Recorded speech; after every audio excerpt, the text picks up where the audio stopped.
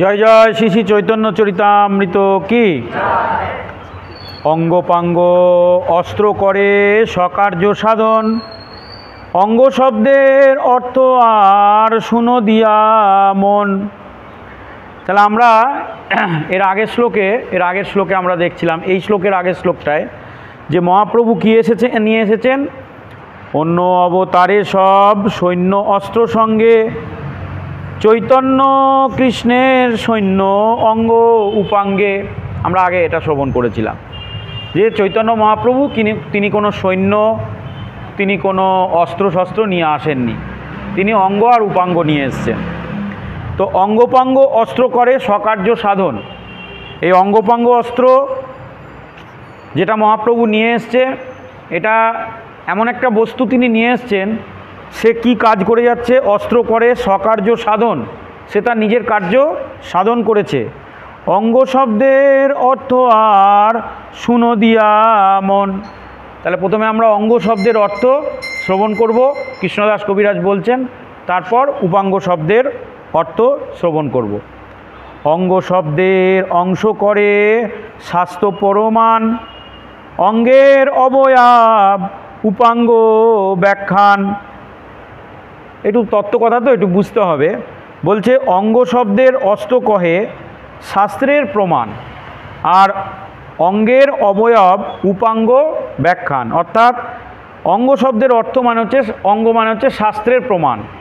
মহাপ্রভু যে ভগবান, শাস্ত্রে তা বহু প্রমাণ আছে, আমরা সেগুলো আগে একাধিকবার আপনাদের কাছে বর্ণনা করেছি, প্রয়োজন পড়লে আবার বলবো যে মহাপ্রভু যে ভগবান। তাই বলা হচ্ছে অঙ্গ শব্দের অস্ত্র কহে শাস্ত্র প্রমাণ। তো মহাপ্রভু যে ভগবান, শাস্ত্রে তার বহু প্রমাণ আছে, সেইটা হচ্ছে অঙ্গ। যে মহাপ্রভু কী নিয়ে এসেছিলেন, অঙ্গ মানে তিনি স্বয়ং ভগবান, তিনি শাস্ত্রের বহু প্রমাণ তার শরীরে, তার এতে নিয়ে এসেছিলেন। অঙ্গের অবয়ব উপাঙ্গ ব্যাখ্যান, আর শাস্ত্রের প্রমাণ অনুসারে শব্দের অর্থ অঙ্গের অংশকে বলা হয় উপাঙ্গ। অর্থাৎ তিনি তার যে শরীর, তার যে অঙ্গ, তার যে প্রত্যঙ্গ, যা কিছু যেটা আমরা বলছি, তাহলে শাস্ত্র হচ্ছে অঙ্গ, আর তার শরীরটা শাস্ত্রের সাথে যেটা মেলাবো সেটা হচ্ছে উপাঙ্গ। বুঝতে পেরেছেন সকলে সহজ ভাষায়, আর বেশি জটিল করলাম না। শাস্ত্র হচ্ছে অঙ্গ, যেটা থেকে আমরা জানবো, আর মহাপ্রভু হচ্ছে উপাঙ্গ, মানে যাকে আমরা চাক্ষুষ দেখব। এর আগে ভগবান সম্পর্কে আমরা জেনেছি, ভগবানকে আমরা চাক্ষুষ দেখতে পাইনি, যারা দাপর যুগে এসেছিলেন তারা দেখেছেন। তো শাস্ত্র হচ্ছে অঙ্গ, যেখান থেকে আমরা জানব, আর তার যে শরীর যেটা আমরা চাক্ষুষ দেখতে পাচ্ছি সেটা হচ্ছে তার উপাঙ্গ। নারায়ণোত্তম নহি সর্বদেবীনাম আত্মায়সি অধীশ অখিল লোক সাক্ষী।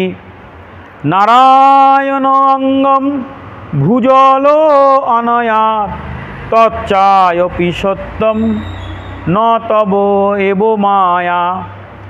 না কি বলছেন, নারায়ণোত্তম নহি সর্বদেহিনাম।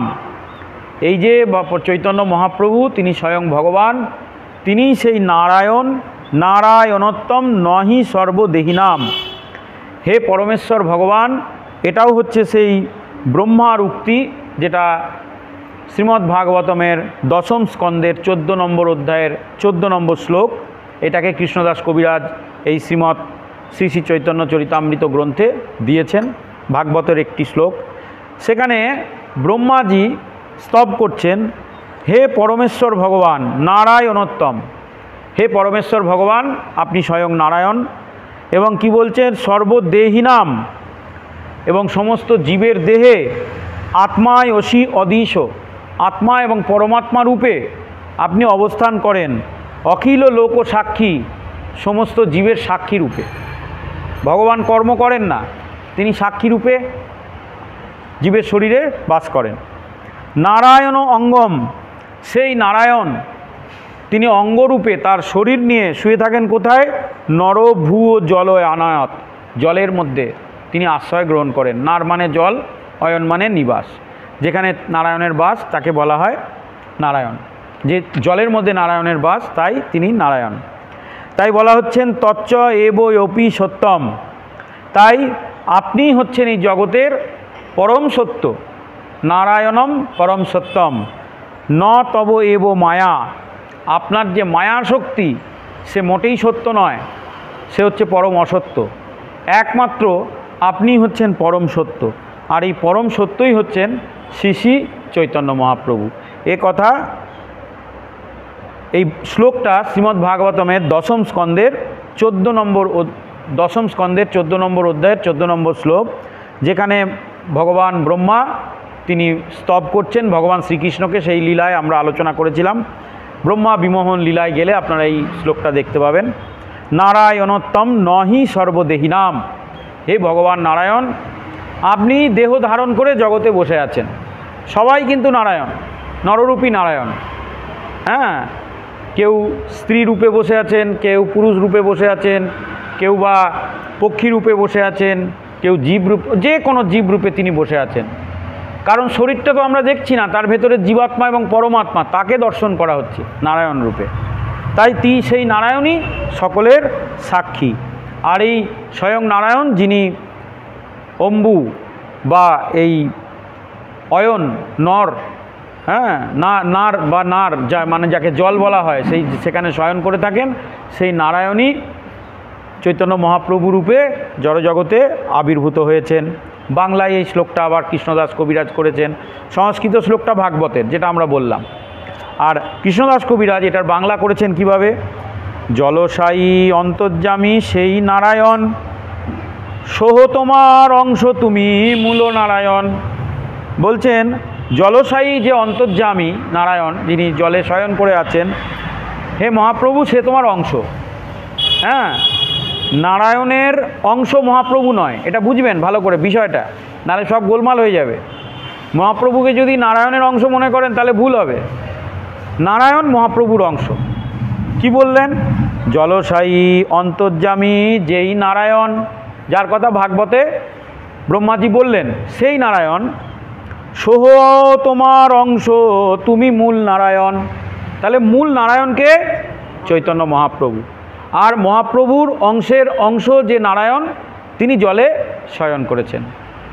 এখন এই বিষয়টা বড় তর্কের বিষয়, বড় তাত্ত্বিক বিষয়। যারা বিষ্ণুর উপাসনা করে না, যারা মহাপ্রভুর ভজনা করে না, তারা তো আর এটা বিশ্বাস করবে না। তাহলে তাদেরকে ওই অঙ্গ আর উপাঙ্গ দেখাতে হবে। অঙ্গ মানে শাস্ত্র, উপাঙ্গ মানে তার অঙ্গ। মহাপ্রভুকে আবির্ভাব করাতে হবে সাধনার মাধ্যমে। তার সাধনা করতে হবে, তো তর্ক করলে তো হবে না। তুমি সাধনা করো, জপ করো, ধ্যান করো, শাস্ত্র পড়ো। মহাপ্রভু যখন তোমাকে দর্শন দেবে, তখন একদিকে তুমি শাস্ত্র দেখবে অঙ্গ, আর একদিকে উপাঙ্গ মহাপ্রভুকে দর্শন করবে। তাহলেই বুঝতে পারবে যে কে মূল নারায়ণ আর কে ডুপ্লিকেট নারায়ণ। হ্যাঁ, তো তাই বলা হচ্ছে জলসায়ী অন্তর্যামী যেই নারায়ণ। তো জলে যে নারায়ণ শয়ন করছেন, সোহ তোমার অংশ তুমি মূল নারায়ণ। তাহলে মহাপ্রভুকে মূল নারায়ণ বলা হচ্ছে, আর যে নারায়ণ জলে শয়ন করছে সে হচ্ছে মহাপ্রভুর অংশ। দেখুন, যার যেটা পদ, যার যেটা প্রতিষ্ঠা, তাকে সেটা দিতে হবে। যদি না দেন তাহলে সেটা এক বিরাট অপরাধ কিন্তু। যেমন মহাপ্রভু হচ্ছেন সকল অবতারের অবতরী। আমরা যদি মহাপ্রভুকে নারায়ণের অবতার মনে করি, সেটা ঠিক নয়। তাহলে মহাপ্রভু থেকেই সবার সৃষ্টি, সমস্ত অবতারদের সৃষ্টি। তিনি পরমেশ্বর ভগবান শ্রীকৃষ্ণ, তিনি এই জড়জগতে এসেছেন ভক্ত ভাব অঙ্গীকার করে। এটা মূল তত্ত্ব, এটা আমাদের বুঝতে হবে। তাহলে সেটা যদি সত্য হয়, তাহলে নারায়ণ হচ্ছেন মহাপ্রভুর অংশ। জয় জয় শ্রী শ্রী চৈতন্য চরিতামৃত কি। অঙ্গ শব্দে অংশ কহে সোহ সত্য হয়, মায়া কার্য নহে সব চিদানন্দময়।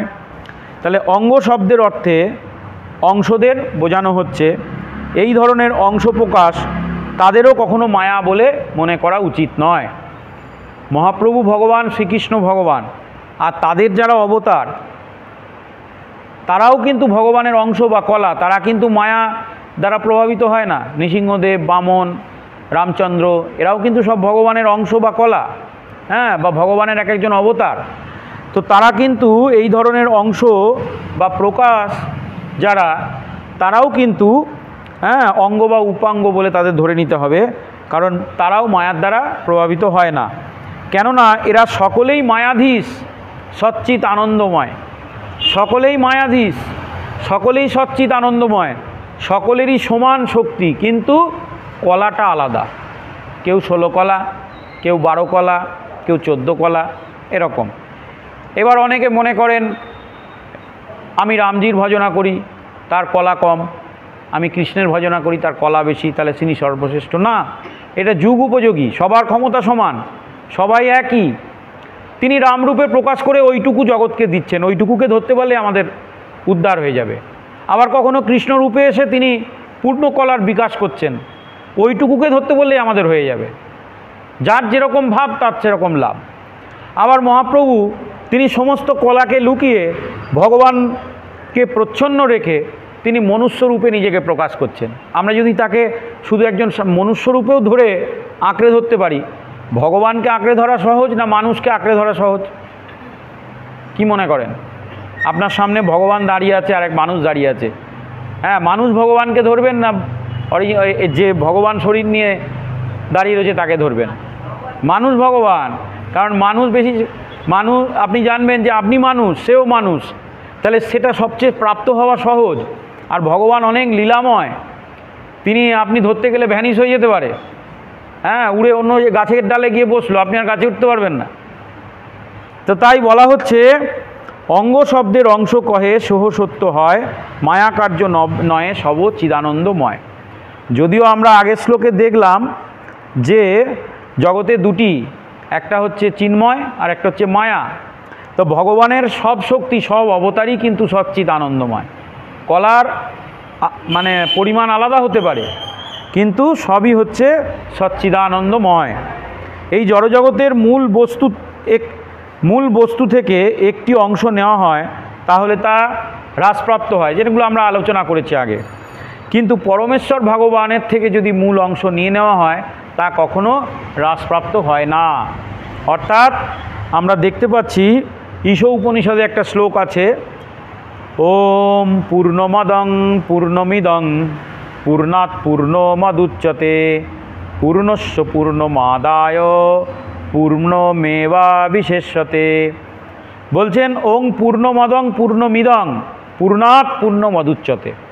এই জগতে সব কিছুর মধ্যে সম্পূর্ণ এবং পূর্ণ, ওম পূর্ণমিদং পূর্ণমদং, ভগবানই হচ্ছেন সবচেয়ে পূর্ণ, আর বাকি সব অপরিপূর্ণ। পূর্ণ নয়, আমরা পূর্ণ নয়, মানে আংশিক, আমাদের মধ্যে শক্তি আছে আংশিক, পরিপূর্ণতা নেই। আমরা চোখে দেখি ঠিকই, আংশিক দেখতে পাই, আমাদের চোখ পূর্ণ নয়। কিন্তু ভগবান কি? পূর্ণমদং পূর্ণমিদং পূর্ণাৎ পূর্ণ মদুচ্যতে। তিনি সর্বদা সর্বরূপে তিনি পূর্ণ। তিনি নৃসিংহরূপে এলেও পূর্ণ, মহাপ্রভু রূপে এলেও পূর্ণ, কৃষ্ণরূপে এলেও পূর্ণ, সর্বদাই পূর্ণ। এইবার পূর্ণস্য পূর্ণমাদায় পূর্ণমেবা বিশেষ্যতে।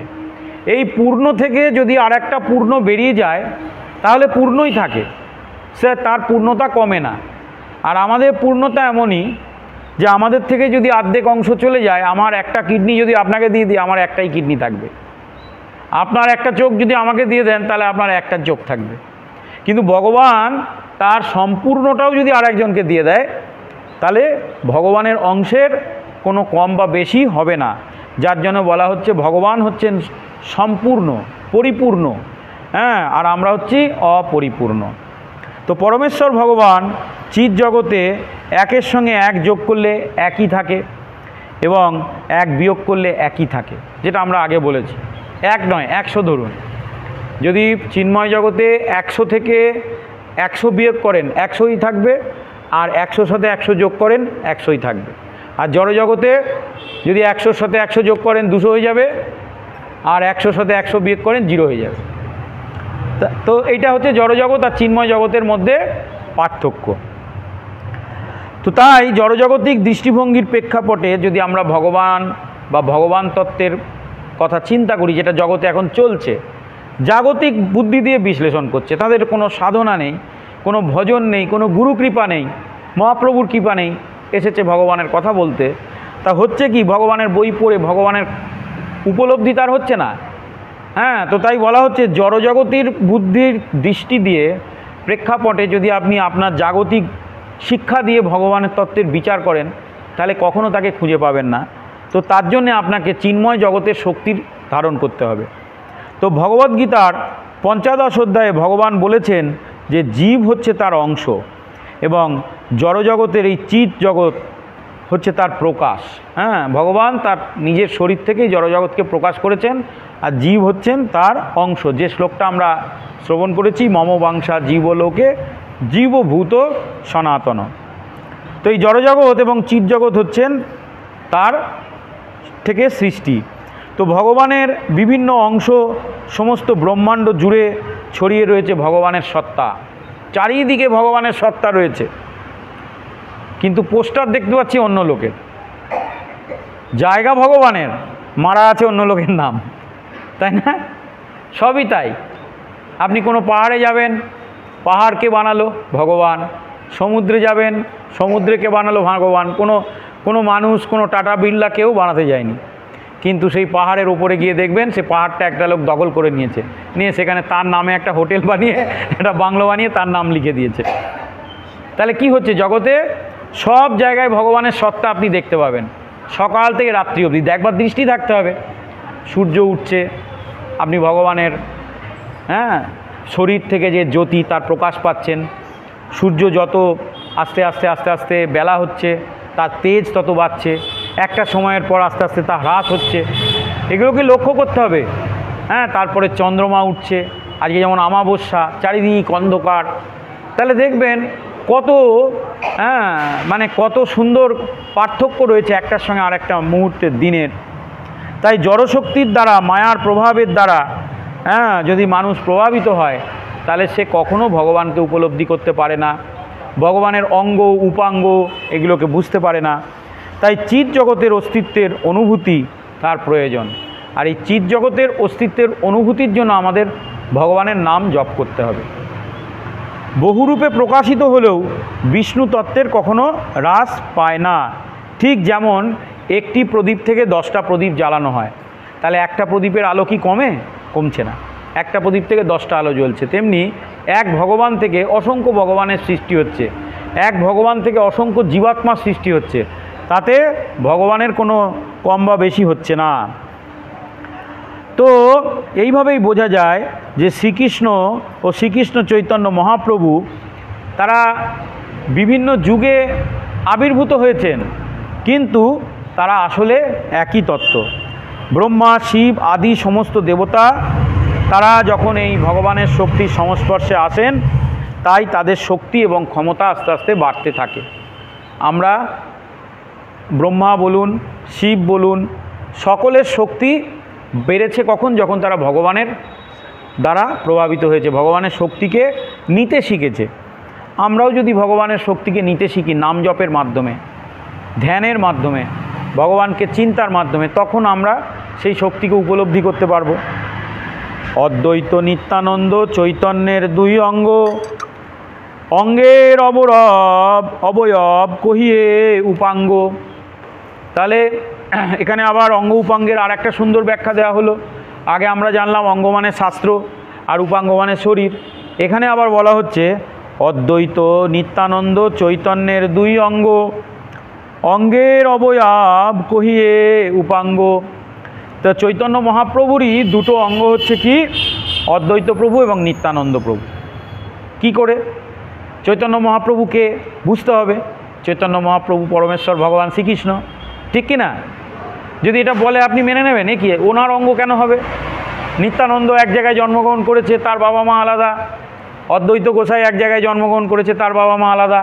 তাহলে এরা মহাপ্রভুর অঙ্গ হলো কি করে? এটা জাগতিক বুদ্ধি।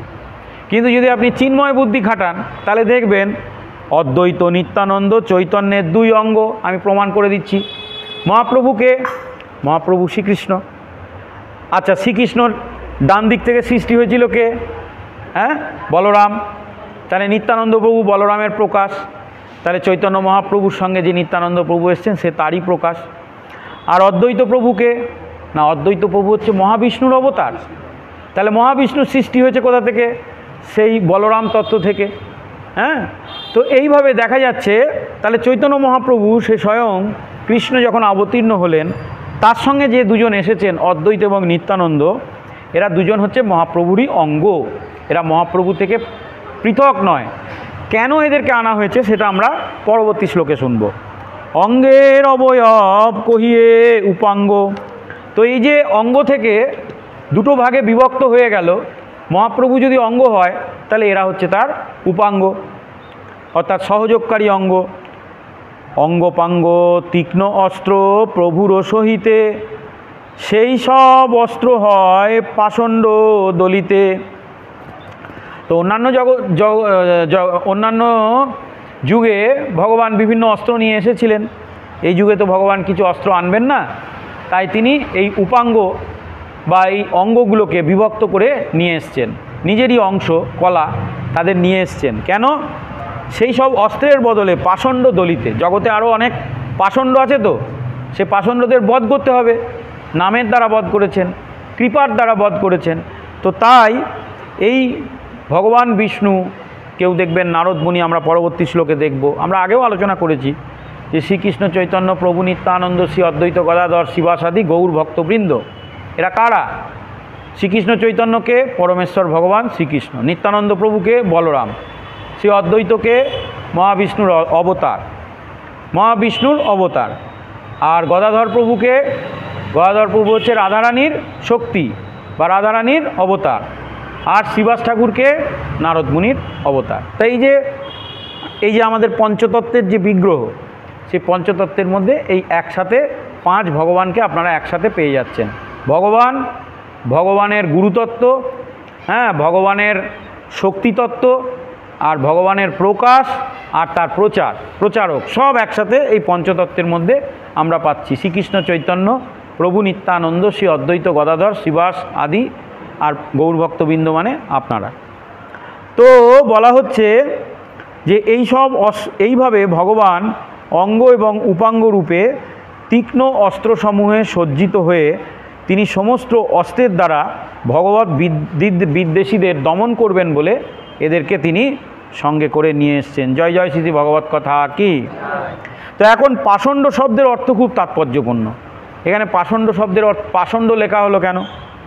যে মনুষ্য ভগবান এবং পরমেশ্বর ভগবানকে, পাষণ্ড মানে ভাবছেন যে ওরে বাবা, যারা বুঝি করে, যারা মদ খায়, যারা অসভ্য আচরণ করে, তাদের পাষণ্ড বলা হচ্ছে এখানে না। পাষণ্ড কাকে বলা হচ্ছে? যে মনুষ্য পরমেশ্বর ভগবানকে স্বর্গের দেবদেবীর সঙ্গে তুলনা করে, তাদের পাষণ্ড বলা হয়। বুঝেছেন? এখানে যে কথাটা বলা হলো, অঙ্গ উপাঙ্গ তীক্ষ্ণ অস্ত্র প্রভুর সহিতে, সেই সব অস্ত্র হয় পাষণ্ড দলিতে। অদ্বৈত প্রভু নিত্যানন্দ প্রভু এরা এসেছেন পাষণ্ডদের একটু দলাই মজরাই করে নিজের কাছে নিয়ে যাবেন বলে। তাই এখানে পাষণ্ড কারা? পাষণ্ড হচ্ছে সেই সব ব্যক্তি, এখানে কৃষ্ণদাস কবিরাজ বলছেন, যারা স্বর্গের দেবদেবতাদের সঙ্গে তুলনা করেন ভগবানকে। হ্যাঁ, তো এই পাষণ্ডরা ভগবানকে জড়স্তরে নামিয়ে আনার চেষ্টা করে, কখনো কখনো মানুষের সাথে ভগবানের তুলনা করে দেয়। হ্যাঁ, আবার কখনো কখনো মন গড়া যুক্তি তৈরি করে সাধারণ মানুষকেও ভগবান বলে প্রচার করে। এরা কিন্তু ধর্মই ধারণ করছে, কিন্তু এদেরকে পাষণ্ড বলা হবে।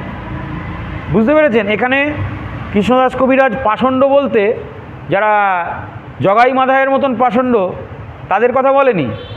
জগাই মাধায় মদ খেত, তারা ভক্তদের উপর অত্যাচার করত, সে পাষণ্ড আলাদা। আর এখানে পাষণ্ড বলতে বলা হচ্ছে কাদের? যারা মানুষকে ভগবানের স্তরে বসিয়ে দেয়।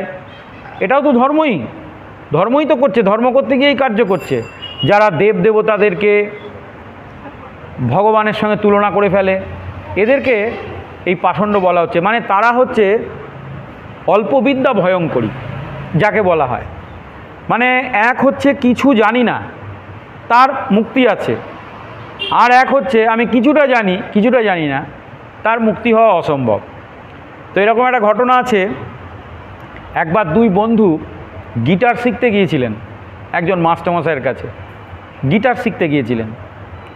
তো মাস্টারমশাই জিজ্ঞেস করলেন প্রথম জনকে যে তুমি এর আগে কখনো গিটার বাজিয়েছো, কিছু জানো?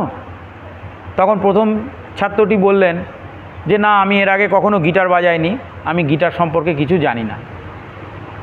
তো বললেন তাহলে তোমার শিখতে লাগবে 6 মাস। দ্বিতীয় ছাত্রকে জিজ্ঞেস করলেন যে তুমি এর আগে কখনো গিটার বাজিয়েছো বা গিটার জানো?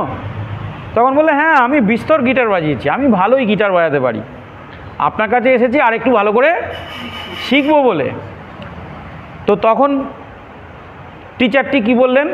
বললেন যে তাহলে তোমার 1 বছর লাগবে। জয় জয় শ্রী ভগবত কথা কি। তখন সে ছাত্রটি খেপে গেছে, বলে আমি এত কিছু জানি, আমার লাগবে 1 বছর, আরও কিছুই জানে না, ওর লাগবে 6 মাস, এটা কীরকম হলো? আপনি তো এটা ঠিক কার্য করছেন না। বলছে ওর কিছু জানা নেই, তাই জন্য ও খুব সহজে শিখে যাবে, আমি যা যা বলবো সেটা শুনবে। আর তুমি তো অনেকটা জানো, তাহলে আগে তোমাকে শেখাতে গেলে তোমার আগের বিদ্যাগুলোকে ক্ষয় করাতে হবে, তার জন্য 6 মাস লাগবে। আর 6 মাস যখন তোমার সব বিদ্যা ক্ষয় হয়ে যাবে, তারপর নতুন করে আবার শিখতে 6 মাস লাগবে। তো সেই জন্য তোমার 1 বছর লাগবে। তো এই পাষণ্ড হচ্ছে তারা, যারা হচ্ছে অল্প বিদ্যা ভয়ঙ্করী। তারা ধর্ম সম্পর্কে অল্প কিছু জানে, আর বেশি জানতে চায় না, যা জেনেছে ওইটুকু নিয়েই থাকতে চায়। এবং দেব দেবতা, মনুষ্য, ভগবান সবাইকে সেই এক স্তরে ফেলে দেয়। হ্যাঁ, তো এদেরকে পাষণ্ড বলা হয়। মহাপ্রভুর সঙ্গে, মহাপ্রভু তো জগৎজীবকে উদ্ধার করতে এসেছেন, অদ্বৈত প্রভু আর নিত্যানন্দ প্রভু, এই যে অঙ্গ আর উপাঙ্গ, এরা এসেছেন এই পাষণ্ডদের দলিত করতে, অর্থাৎ ভালো করে দলাই মজরাই করতে। তো যিনি যথার্থ বুদ্ধিমান এবং বৈদিক শাস্ত্রের প্রমাণের ভিত্তিতে পরমেশ্বর ভগবানের অবতারদের কার্যকলাপ সম্পর্কে অবগত, তারা কখনোই এই পাষণ্ডদের দ্বারা প্রভাবিত হন না।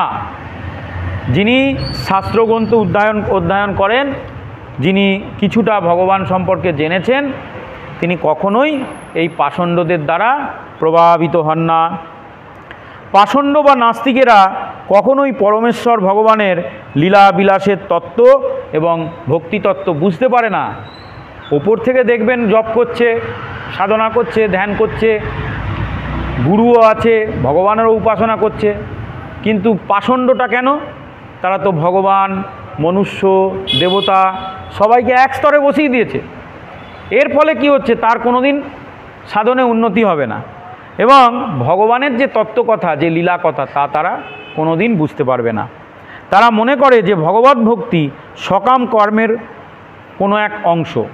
সকাম কর্ম মানে এই যে দেবদেবতাদের জন্য আমরা পুজো আশা করে তাদের কাছে কিছু চাইছি, বা ধরুন একটা কোনো কর্ম করে তার বিনিময়ে বেতন নিচ্ছি, বা একটা কোনো ফল কামনায় আমরা কর্ম করছি যে এই কাজটা করলে আমার এই ফল হবে, একে সকাম কর্ম বলে। তো এই সকাম কর্ম যারা করবে তারা ভক্তিতত্ত্ব কোনো দিন বুঝতে পারবে না। ভগবদ্গীতায় 4th অধ্যায়ের 8 নম্বর শ্লোকে প্রতিপন্ন হয়েছে যে পরমেশ্বর ভগবান ও তার ভক্তরা সাধুদের পরিত্যাগ করেন, দুষ্কৃতীদের শান্তি প্রদান করেন এবং মূর্খ নাস্তিকদের দমন করেন। খুব ভালো করে বুঝবেন, ভগবান শ্রীমদ্ ভাগবত গীতায় 4th অধ্যায়ের 8 নম্বর শ্লোকে কী বলেছেন? এই কথাই বলেছেন যে আমার কাজ হচ্ছে কি, যদা যদা হি ধর্মস্য গ্লানির ভবতি ভারত। আমি এই জড়জগতে কখন অবতীর্ণ হই? যখন ধর্মের গ্লানি হয়। ধর্মের গ্লানি কারা ছড়ায় জানেন? খুব ভালো করে মনে রাখবেন, আজ এক বিচিত্র কথা বলে যাব। ধার্মিক লোকেরা। আধার্মিক লোকেরা ধর্মের গ্লানি ছড়ায় না, তারা তো ধর্ম মানেই না। এই ধার্মিক লোকেরাই ধর্মের গ্লানি ছড়ায়। তো এই যে ভগবদ্গীতায় মনে খুব সান্ত্বনা পাচ্ছেন যে আমি তো ধর্ম পালন করছি, তা ভগবান আমার দুষ্কৃতকারীদের মারবে আর আমায় ছেড়ে দেবে। আগে বুঝতে হবে আপনি এই কৃষ্ণদাস কবিরাজের লেখা পাষণ্ডর মধ্যে পড়ছেন না তো। ভগবান দুষ্কৃতকারীকে শাস্তি দেন, আর যারা হচ্ছেন দুষ্কৃতকারী মানে যারা ধার্মিক ব্যক্তিদের উপর অত্যাচার করে তাদের শাস্তি দেন, তাদের বিনাশ করে দেন। আর যারা হচ্ছে ভগবত বিদ্বেষী বা যারা হচ্ছে এই পাষণ্ড তাদেরকে তিনি দমন করেন। সেটাই ভগবদ্গীতায় বলা হয়েছে। তো পরিত্রাণায় সাধুনাং, সাধু মানে আমরা নই, সাধু মানে কারা? যারা ভগবত ভক্তি করছে, যারা কৃষ্ণের উপাসনা করে, যারা কৃষ্ণ প্রেম লাভ করেছে, যারা কৃষ্ণ ভক্তির অনুশীলন করছে তারা সাধু। আর যারা তার মাঝামাঝি পড়ে গেছে, মানে সাধুও নয় আবার একেবারে অধার্মিকও নয়, হ্যাঁ, তাদেরকে ভগবান কি করেন? দমন করেন। আর যাদের বিনাশ করার কথা, মানে একেবারে দুষ্কৃতকারী, তাদের বিনাশ করেন। তাহলে তিনটি কাজ ভগবান করেন। দেখুন, 3 স্তর। হ্যাঁ, পরিত্রাণায় সাধুনাং বিনাশায় হচ্ছে দুষ্কৃতাম, ধর্ম সংস্থাপনার্থায় সম্ভবামি যুগে যুগে। আমি যুগে যুগে অবতীর্ণ হই, ধর্মকে স্থাপন করি। ধর্মকে স্থাপন করতে গেলে শুধু দুষ্কৃতকারীদের বিনাশ করলে চলবে না। দুষ্কৃতকারী মানে কারা? যারা ধর্ম মানেই না, তারা দুষ্কৃতকারী। আর তাদের থেকেও ডেঞ্জারাস কারা? যারা ধর্মকে ধারণ করে আছে কিন্তু ভক্তি তত্ত্বের উপলব্ধি নেই, যাদেরকে বলা হয় পাষণ্ড। আগে ভগবান তাদের দমন করেন, তাদেরকে দমন করে একটা জায়গায় নিয়ে আসেন যে দেখ আমি কে। হ্যাঁ, আপনারা তো তার উদাহরণ জানেন মহাভারতের যুদ্ধে। এই যে কৌরব বংশের যারা, এরা হচ্ছে দুষ্কৃতকারী। আর সবাই তো ভগবানকে করতো না, অবিশ্বাস করতো না। কেউ কেউ ভগবানকে বিশ্বাস করতো কিন্তু মানতো না, মায়ার দ্বারা প্রভাবিত হয়ে গেছিল। তাদেরকে ভগবান দমন করলেন আর পাণ্ডবদের উদ্ধার করলেন। তাহলে ভগবানের এই যে জায়গাটা আমরা এইখানে এসে দেখতে পেলাম যে চৈতন্য চৈতামৃত গ্রন্থে আমরা কত সুন্দরভাবে বুঝতে পারলাম যে যারা মূর্খ, যারা ধর্মের নামে অবমাননা করে, তো তাদেরকে ভগবান দমন করে। আর যারা একদম পূর্ণরূপে আধার্মিক, তাদেরকে ভগবান শাস্তি প্রদান করে। আর এর থেকেও যারা উচ্চ স্তরে রয়েছে, অর্থাৎ শুদ্ধ ভক্তির অনুশীলন করেন, তাদেরকে ভগবান উদ্ধার করেন, তাদেরকে রক্ষা করেন, দিয়ে নতুন করে ধর্মকে স্থাপন করেন। তাহলে ধর্মকে পুনঃস্থাপন করতে গেলে বাধা হয়ে দাঁড়ায় কারা? ওই যারা সব জানতা মানুষ আছে, যারা ধর্মকে মানে কিন্তু পালন করে না। জানে এটা ধর্ম, এটা করলে এটা হয়, ওটা করলে এটা হয়, একাদশী করা ভালো, সব কিছুই জানে কিন্তু করে না। করতে গেলে আবার অনেক সময় বাধা দেয়, নানান তর্ক প্রজল্প। যারা ভগবান, মনুষ্য, দেবতাদের এক স্তরে ফেলে দেয়, কৃষ্ণকেও দেবতা মনে করছে, এদেরকে ভগবান কি করেন? তাদেরকে দমন করে দেন। তো দুষ্কৃতকারীরাই সর্বদাই পরমেশ্বর ভগবানকে অস্বীকার করে এবং নানাভাবে ভগবত ভক্তির পথকে কণ্টকময় করতে চায়, তাই ভগবান তাদের বিনাশ করেন। তো তাদের এই অন্যায় প্রচেষ্টা দমন করবার জন্য ভগবান তার নির্ভরযোগ্য প্রতিনিধিকে প্রেরণ করেছেন। আর এই নির্ভরযোগ্য প্রতিনিধি হচ্ছেন তার অঙ্গ এবং উপাঙ্গ, যারা হচ্ছেন অদ্বৈত প্রভু আর নিত্যানন্দ প্রভু। জয় জয় শ্রী ভগবত কথা কি।